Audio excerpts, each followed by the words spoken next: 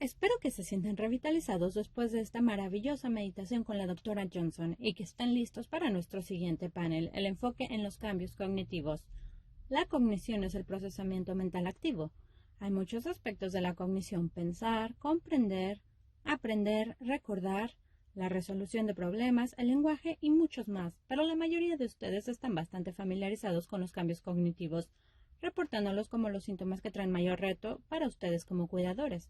Más de la mitad de ustedes mencionó cambios cognitivos en su top 3 de síntomas, así que me emociona que hayamos podido reunir este grupo tan increíble para discutir el tema. El panel va a estar moderado por Jill McClure, quien ha estado dando respuesta en la línea de ayuda de la Fundación de Parkinson desde 2012. Ella menciona que su trabajo ahí ha sido gratificante, pues le fascina conectarse con las personas, y específicamente ha sido muy significativo para ella, puesto que su padre también tuvo Parkinson. La acompaña Amanda Janicki, una trabajadora social con licencia clínica y terapeuta certificada en demencia, que también apoya como especialista en Parkinson en nuestra línea de ayuda. Su carrera ha estado enfocada en el apoyo y la defensa de adultos mayores, personas con demencia y personas que viven con afecciones de salud crónicas, así como sus familias y cuidadores. Nuestra última panelista es Adriana Strutt.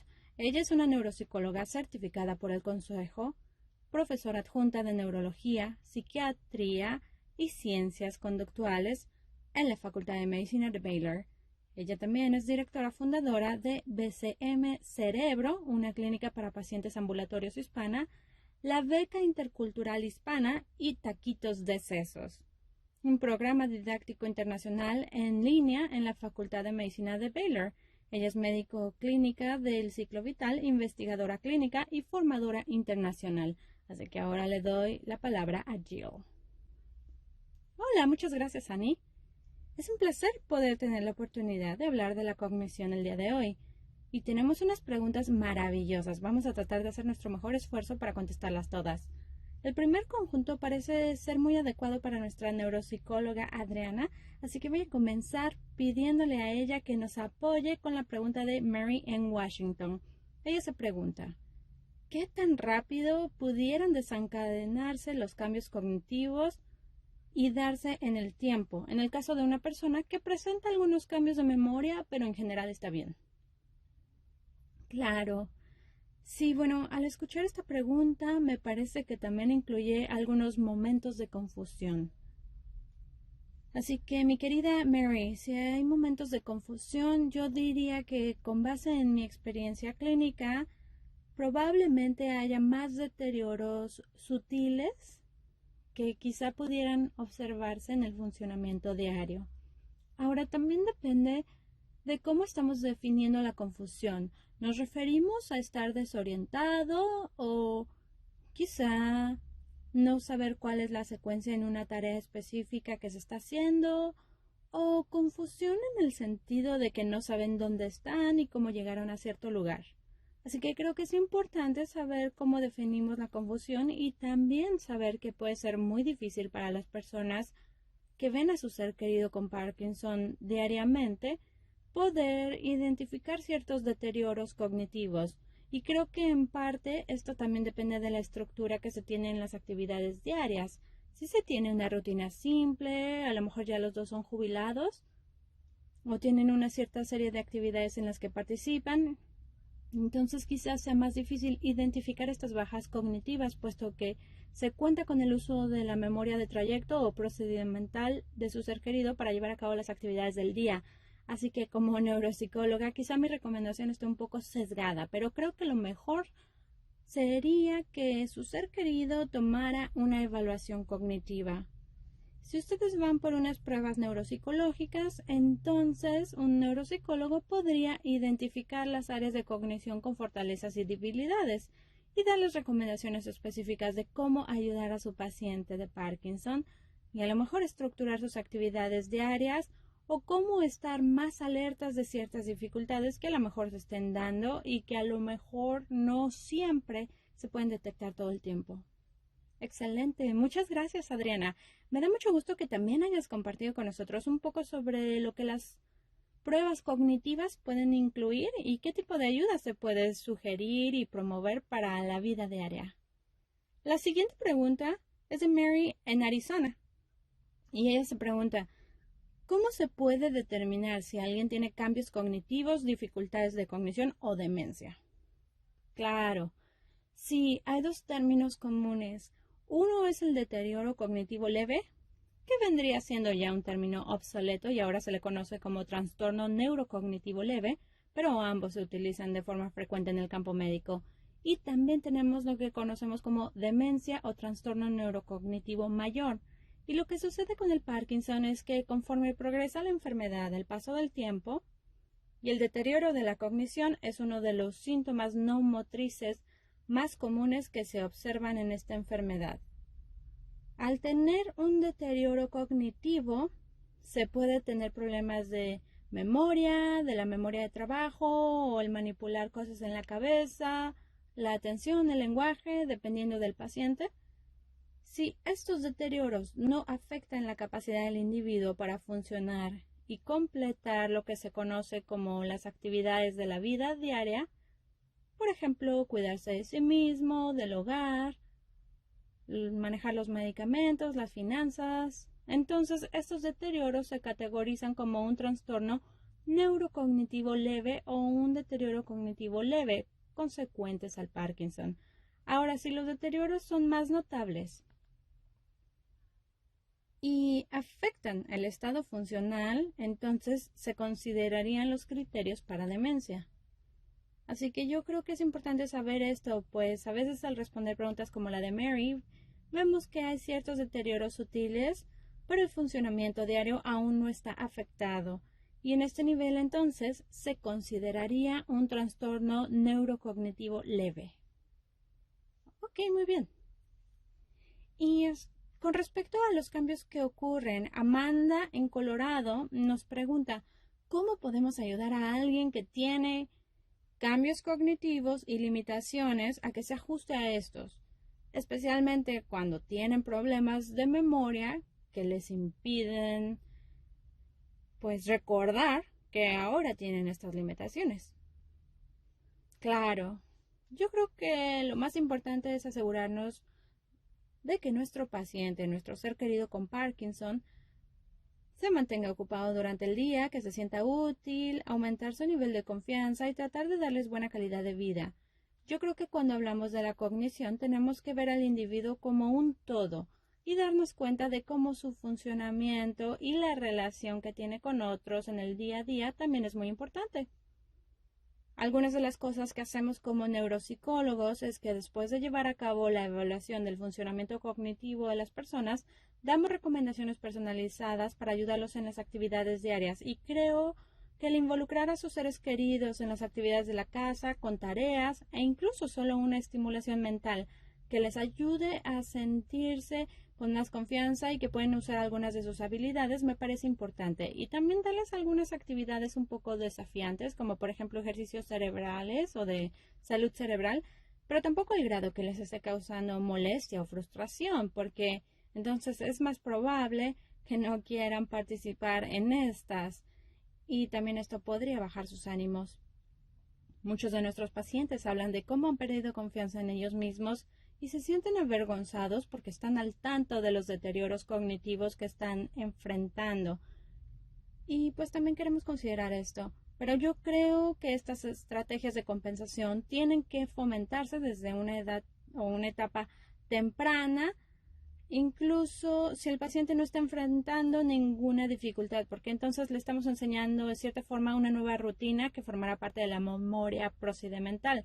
Por ejemplo, tener una estación de memoria donde se pongan las llaves, los lentes o poner la correspondencia si se revisa el buzón, cosas que se hacen en la rutina y que puedan ayudar realmente porque los pacientes se acostumbran a esto y entonces se vuelve un poco más fácil continuar incluso al presentarse algunos deterioros cognitivos.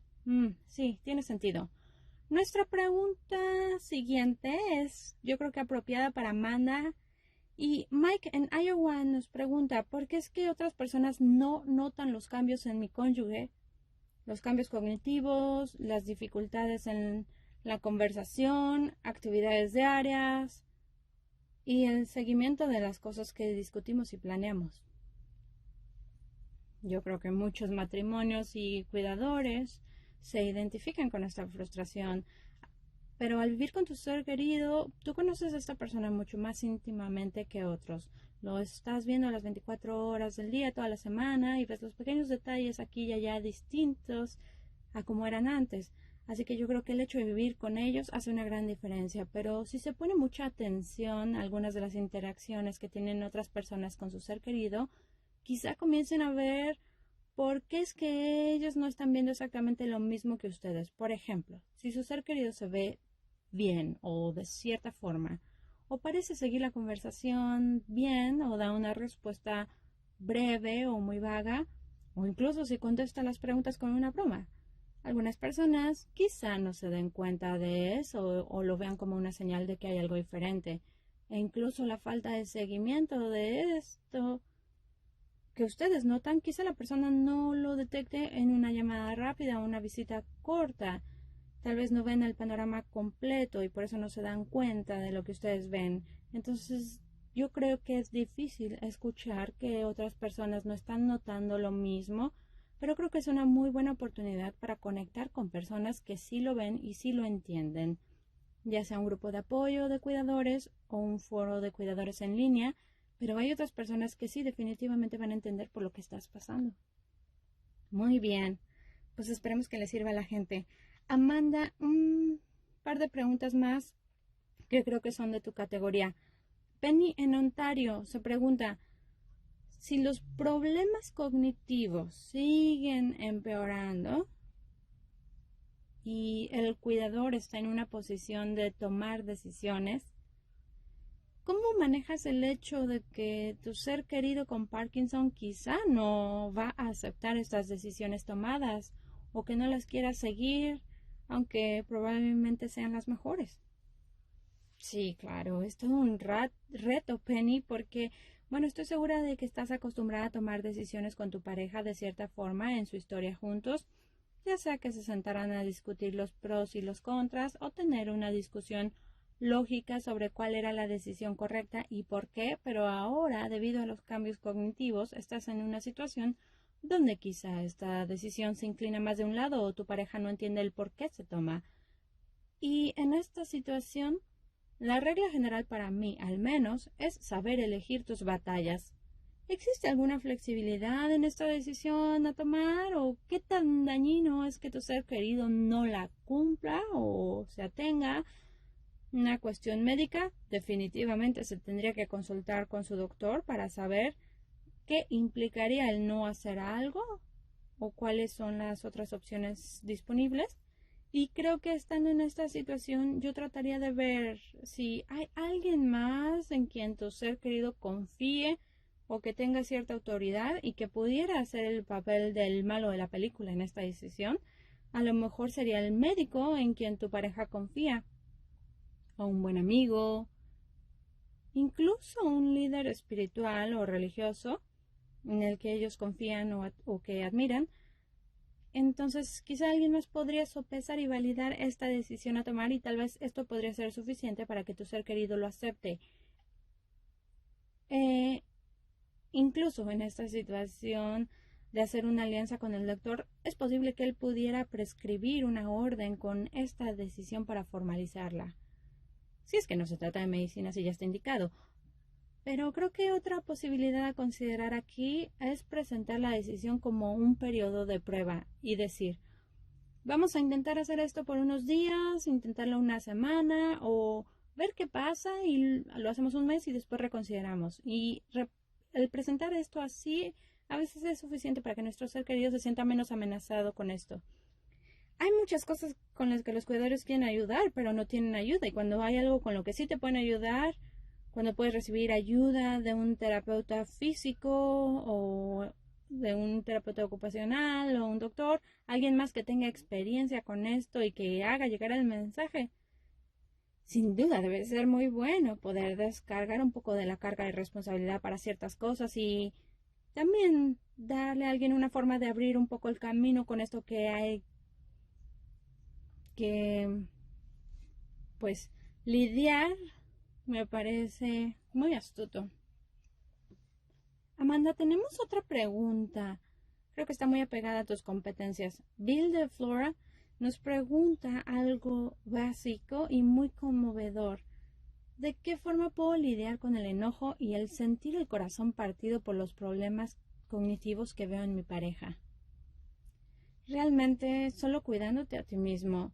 Quizá esto implique ir a un grupo de apoyo o tomar tu terapia e incluso escribir un diario, la meditación, la oración, pero darte permiso de estar a la deriva y darte cuenta de que esto es una pérdida, aunque tu ser querido siga viviendo. Es una pérdida de las cosas que no van a volver a ser como lo eran antes con tu persona o en tu relación, en las cosas que solían hacer juntos y disfrutar o cómo se comunicaban entre ustedes antes. Así que creo que cuidarte a ti mismo también implica tomarse el tiempo de no estar en el papel de cuidador, incluso si es un momento muy pequeño en el que se toman estos descansos, pero algo nada más para ti. Creo que sería algo muy bueno. Me parece que parte de este dolor que sienten muchos cuidadores es que algunas veces hay estos momentos de claridad que tu ser querido tiene y cuando regresa la confusión, tal vez un poquito después o en ese día o después, llega otra ola de dolor al ver esto. Así que son como pequeñas pérdidas que se van teniendo durante todo el día. Y yo diría ver esto como un momento de aflicción y tratar de ver como una prioridad para ti el encontrar una válvula de escape. Sí, es bueno. Realmente que sí se tiene que reconocer lo significativo que son los cambios en el tiempo. Amanda, otra pregunta, si no es mucha molestia. Perdón que ahora sí me vine contra ti, pero Linda en Michigan nos pregunta, ¿cómo puedo responder a los delirios de mi pareja? Sus presentimientos insistentes de que yo le estoy robando dinero o que lo estoy engañando. ¿De qué forma puedo reaccionar o manejar esto? Sí. Bueno, el primer paso sería respirar profundo y mantenerte en tu centro. Tú sabes que si él estuviera bien, no te acusaría de estas cosas, ¿verdad?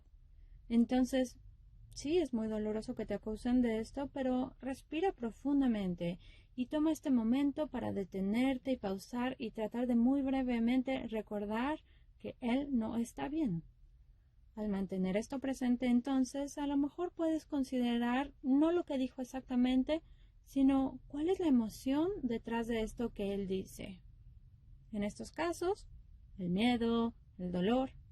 Por supuesto, sabemos que no hiciste esas cosas, pero a lo mejor has experimentado ya, contestando con un razonamiento lógico, diciendo la verdad, y algunas veces no sale muy bien, porque en esta situación lo que haces es invalidar lo que ellos ven como real. Estás dándoles información que no es consistente con su versión de realidad. Y en estos casos, más bien hay que tratar de reconocer la emoción que está detrás de lo que se dijo y también nuevamente reconocer que esto es su realidad.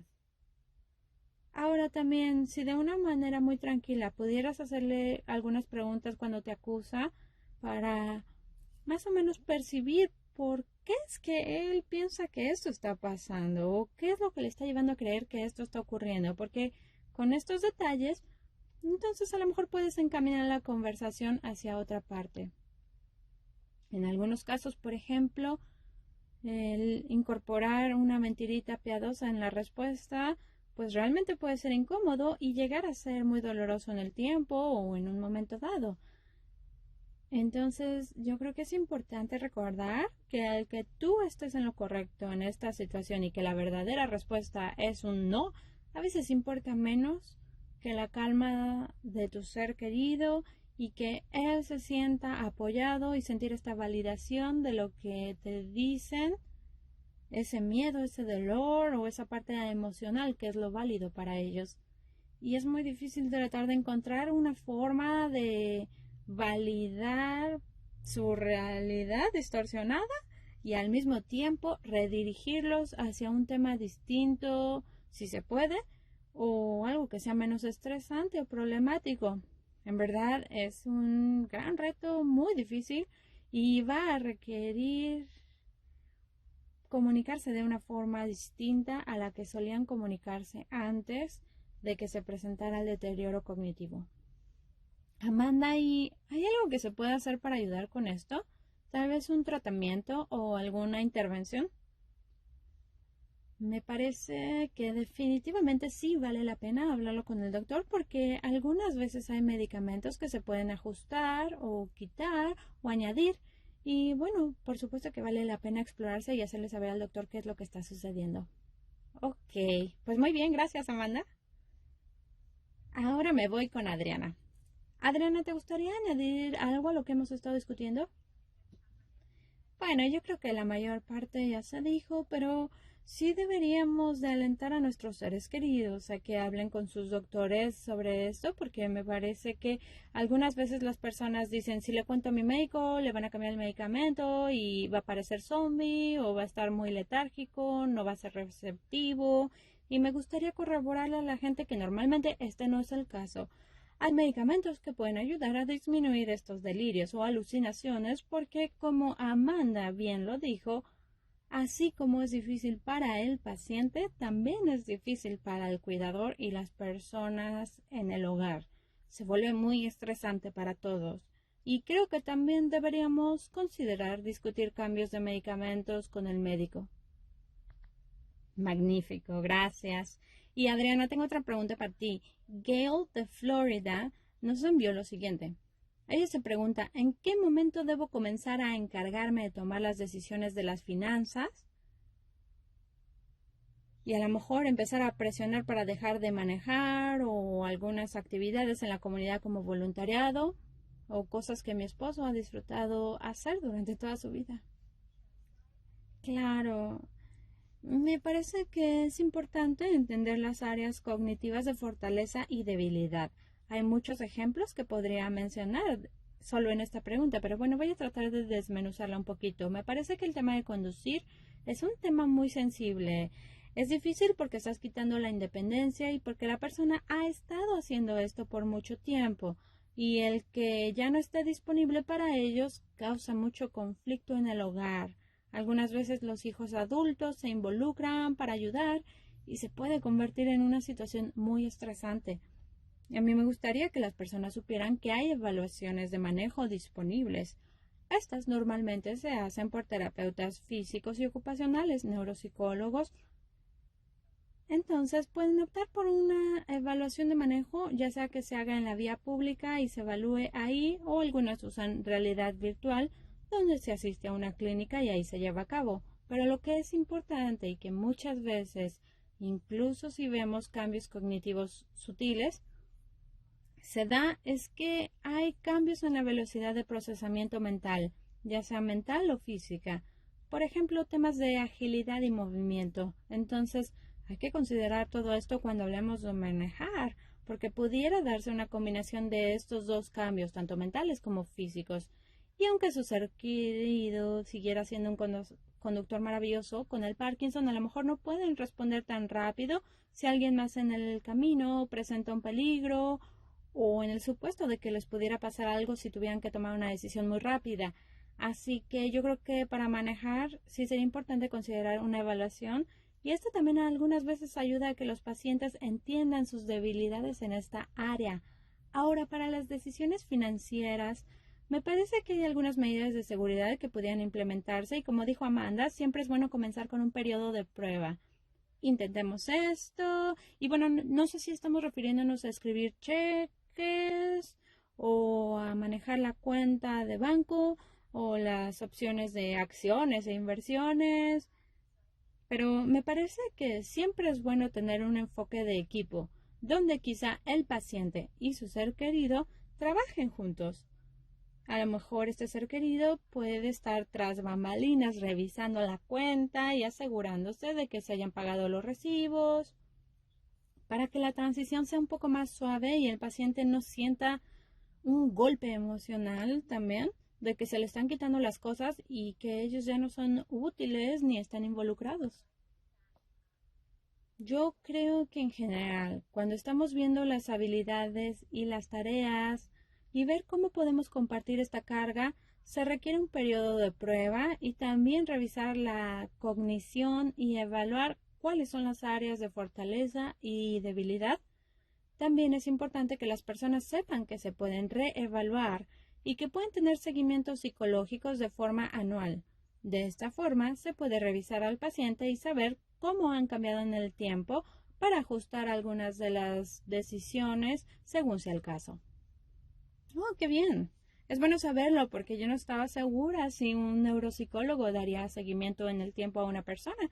Así que es muy bueno tener un gran pilar para una relación duradera. Gracias por compartirlo. Y parece que hay algunas cosas que a lo mejor pues se tengan que descontinuar por completo y otras que se modifiquen de forma gradual en esto.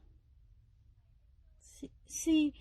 Y otra cosa sobre lo del voluntariado, me parece que es muy importante considerar no solo el trabajo, entre comillas, del paciente, porque también esto da muchas más cosas como socialización o poder salir de la casa y el involucrarse con otros, que puede ser satisfactorio. Hay muchos pacientes de Parkinson que llevan a cabo actividades muy gratificantes. Van a leerle a niños en las primarias o le cantan a pacientes de asilos. Entonces, yo creo que comprende la carga cognitiva de la actividad de voluntariado y también se puede bajar y aún así permitirles participar, a lo mejor ahora con algo que ya no sea tan estresante o difícil. Muy bien. Ok, tengo otra pregunta para Amanda. Emily en California nos manda esta pregunta y ella nos dice, ¿cómo podría estar presente de forma creativa y compasiva con mi esposo cuando estoy interactuando con él? Y es obvio que él necesita más tiempo para procesar las cosas y reaccionar, ya sea físicamente u oralmente. Él pues necesita más tiempo y es frustrante para mí. Por supuesto. Yo creo que para nosotros en la práctica es más fácil ser pacientes si no tenemos prisa, ¿no? Tener el mayor tiempo posible o suficiente tiempo para que se pueda completar la tarea. Y creo que es importante también recordarte a ti misma que ellos no están haciendo esto a propósito, sino que su cerebro está cambiando y requiere de este tiempo adicional para seguir una conversación o completar una tarea y nuevamente ser amables con ellos, y esto significa ser amables con nosotros mismos. Así que asegurarte de que eres consciente de las necesidades que tú tienes como cuidadora para tomarte descansos o hacer estos pequeños espacios, incluso si no hablamos de un servicio de respite donde venga alguien y apoye.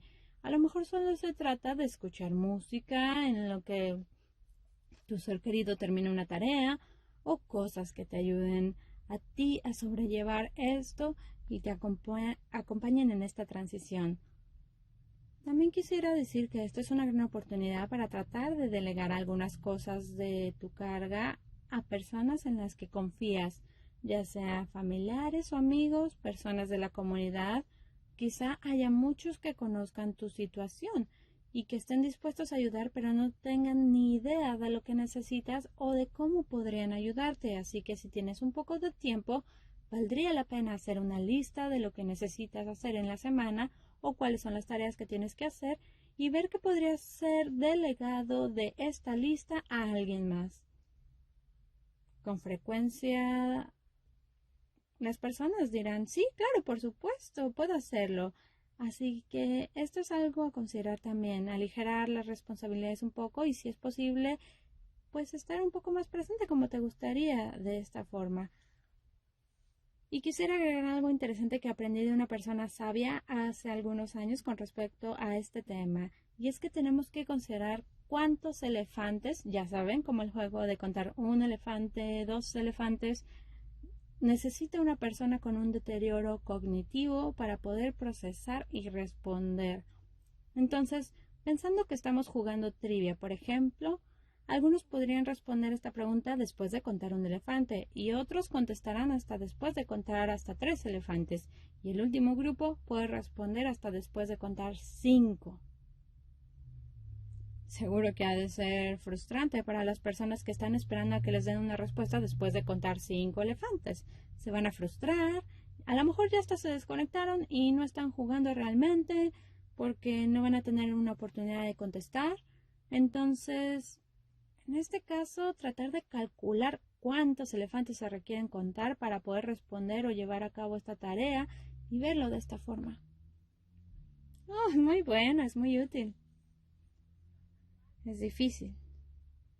Me da gusto que esta pregunta haya involucrado tanto el hablar como pensar y moverse, porque me parece que realmente el Parkinson puede afectar a ambos. Entonces, los cambios se ven en ambas áreas.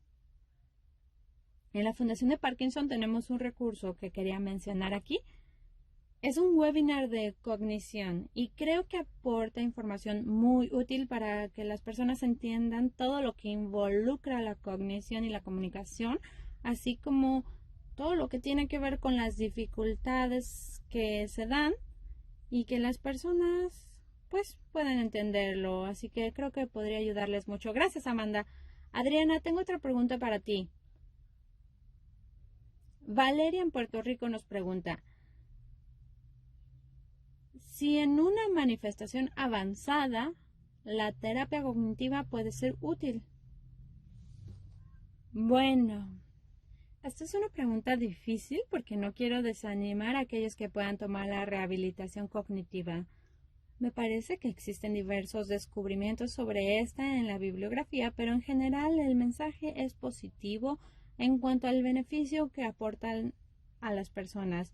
Pero creo que aquellos que se benefician más son los que se encuentran en etapas tempranas de la enfermedad, donde todavía es posible implementar estrategias de compensación y aprender nuevas tareas, y también es útil cuando se usa como un componente del cuidador, cuando alguien está ahí con el paciente como ayuda, e incluso podría ser útil para el cuidador porque algunos programas tienen manejo de estrés o técnicas de relajación para los cuidadores y las pueden implementar en casa. Así que creo que realmente depende del programa de rehabilitación cognitiva y hay muchas opciones.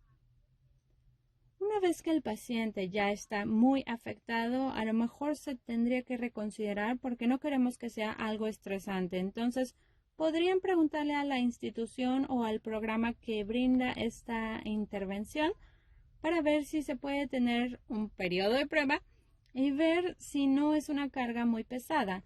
Y si es algo que les beneficia, entonces me parece que es una idea maravillosa para que las personas estén involucradas y les ayude a socializar o implementar estrategias de compensación en el hogar.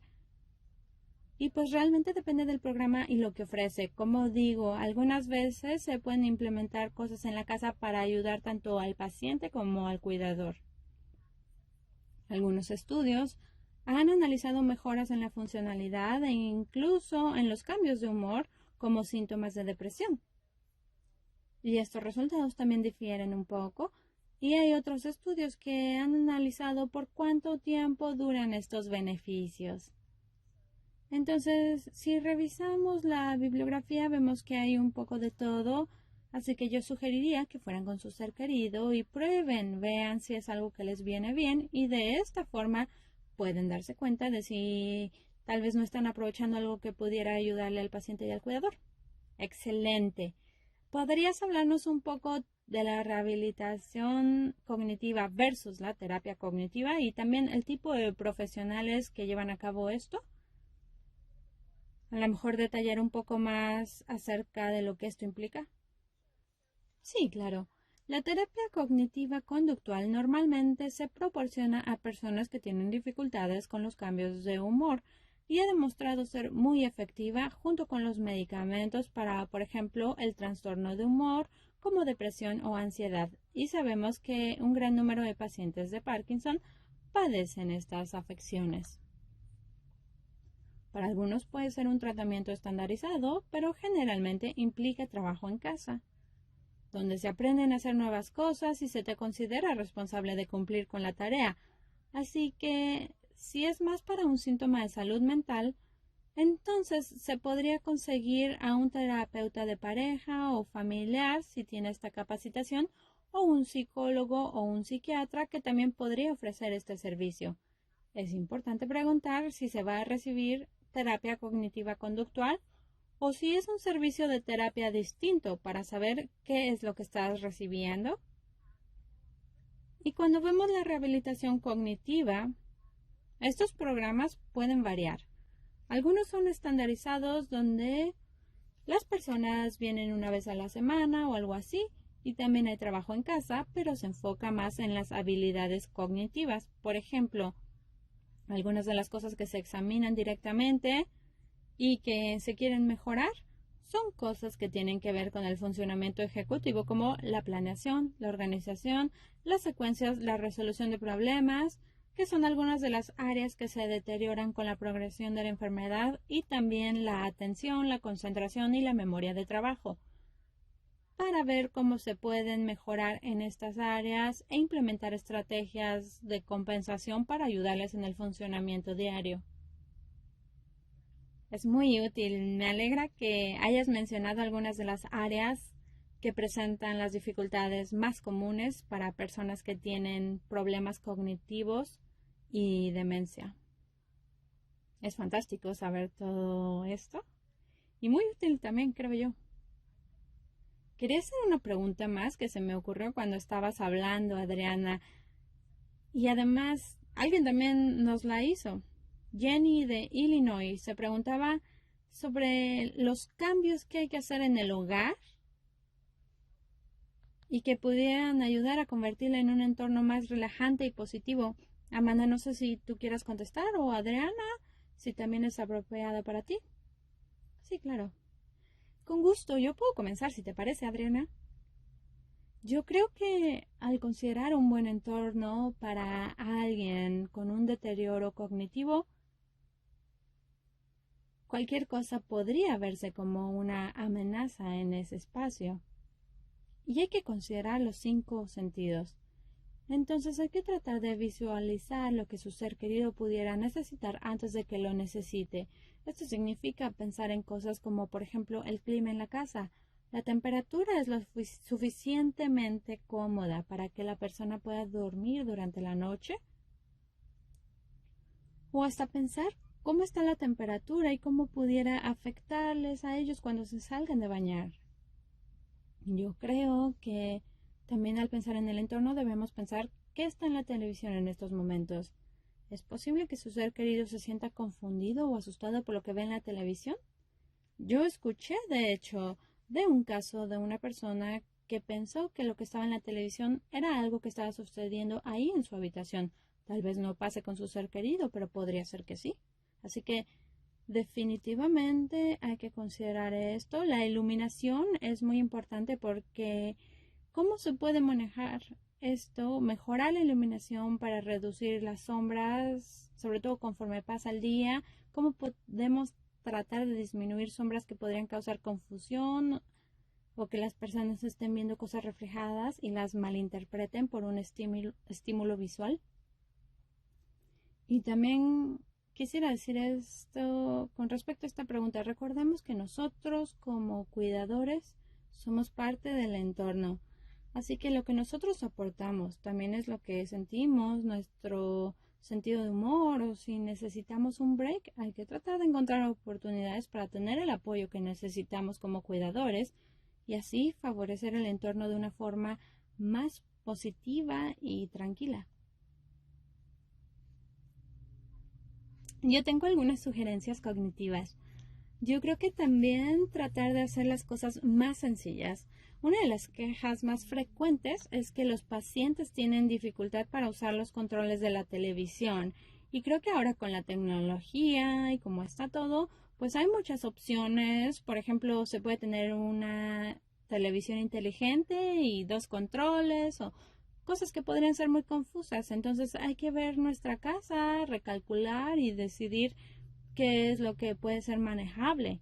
Hemos tenido conversaciones muy avivadas con nuestros cuidadores y muchas veces con el paciente ahí presente. Y sé que estas conversaciones también las tienen en grupos de apoyo.